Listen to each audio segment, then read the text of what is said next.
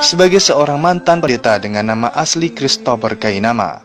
Ia akrab dengan Alkitab dalam berbagai bahasa, mulai dari terjemah bahasa Indonesia, bahasa Inggris, bahasa Yunani, hingga dalam bahasa aslinya, yaitu bahasa Ibrani. Ayat demi ayat, ia selami, hingga akhirnya bertemu dengan sebuah ayat yang sangat menghentak dirinya. Yang paling memukul saya itu adalah Yohanes pasal 5 ayat 30. Itu paling memukul saya. Bahwa saya harus mengikuti anjuran beliau Yesus, beliau Isa alaihissalam, Nabi Allah ini, untuk patuh dan mengikuti Nabi setelah dia.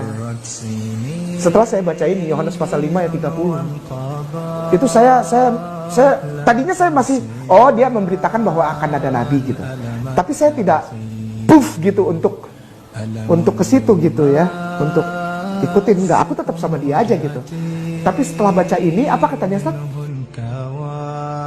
Nah, udah. Aku tidak dapat berbuat apa-apa. Berarti kalaupun aku ikutin dia, tidak ada cara lain. Aku harus ikut yang dia bilang tadi. Ia yang akan datang. Dia akan mengajarkan kamu, akan mengembalikan kamu kepada seluruh kebenaran. Yang aku ikuti sebagai Tuhan dan Juru Selamat ini, bahkan dia bilang, aku tidak dapat berbuat apa-apa. Apa Ustaz? Aku tidak dapat berbuat apa-apa. Aku tidak dapat berbuat apa-apa dari diriku sendiri. Aku menghakimi sesuai dengan apa yang aku dengar.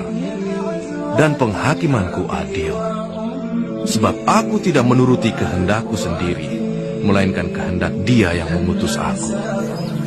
Dia utusan. Mentok Ustaz. Mentok saya. Yesus yang aku agungkan, bahkan aku diampuni dosaku, ternyata dia tidak bisa berbuat apa-apa. Bukan saya yang bilang, beliau, dan aku masih cinta sama beliau.